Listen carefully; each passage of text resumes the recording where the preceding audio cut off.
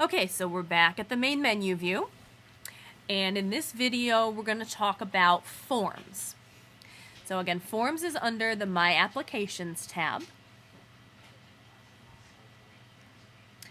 and we're going to start with, well, from the bottom this time, with the intro message.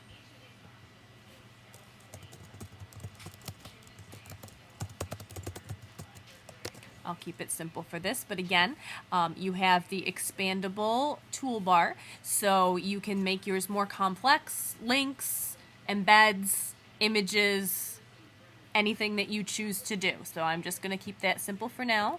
Save. Confirmation that it was successful.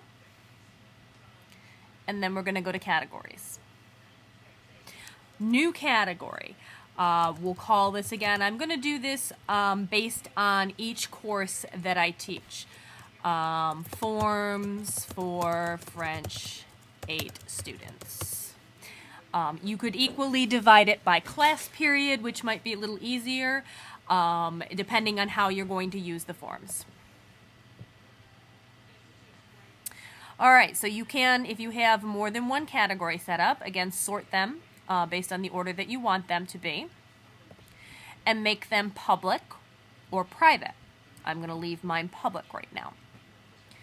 And I'm going to add a form. And the name for this form will be Name Quiz. And then we'll put it in a category.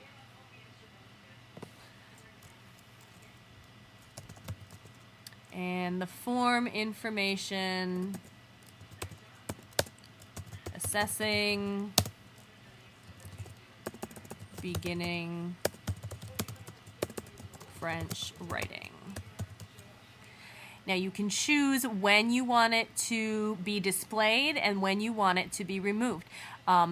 With forms, this might be more useful than with some other things, because if you plan on making a lot of use of the forms for student assessments and things, then you're going to want to take them off and put them on depending on when you need to use the assessments. Also, you can set it up for a password if you want students to need to use a password, students and anyone else to need to use a password to access it. So I will put a password, Bert and Ernie, and click continue.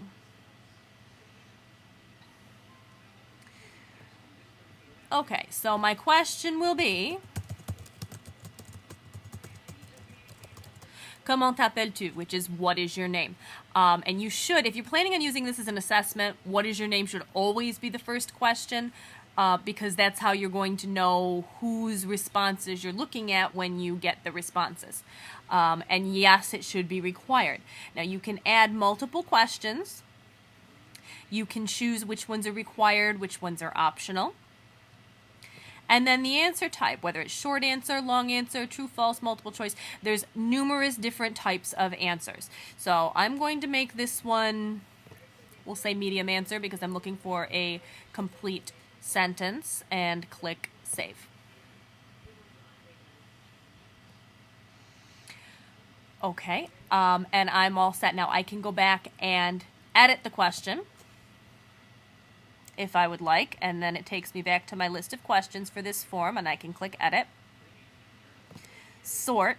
I only have one question, but if I had more than one, again, just like when you sort anything else, you can choose the order in which the questions appear if you change your mind from when you initially typed them in.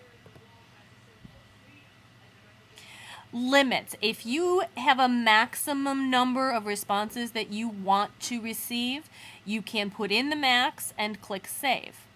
You can also restrict time and date of submission. So if you have an assignment that you want due on a specific date at a specific time, you can set that. So you click here, and I want this on the site the 21st. I want this off the site the 24th. And I will start accepting responses on the 22nd. And I will no longer take responses on the 24th. And you can choose which dates that you'll also allow responses to be submitted. So now it shows me the dates that I've allowed submissions for. It says to select your days or dates, which have been done, your maximum submissions per day, if you choose to do that, and then a label for each entry. And they give you an example right here. And then an intro paragraph if you'd like to include that. And then delete for if you want to eliminate the form altogether. Okay, so now we're going to click back to main info, which is where we have for our form that we just created. Back up to the top, you have form submissions. Okay, at the moment, there are no forms found in current forms. I'm going to go to my old forms. And I'm going to find a test. This is one that I had created previously. So it tells me that I have 2 new submissions. I'm going to take a look. You can download them, you can print them, but I'm at the moment just going to view them. Okay, so I have the responses to my questions, and this is how they show up to me. So this one I kind of just entered gobbledygook because I was trying to make sure it worked. And then this one, you see I have a complete sentence answer for the first question, and then a brief paragraph of an answer for the second question. So if I look at that, this is a more complicated view where it shows you the question and the response.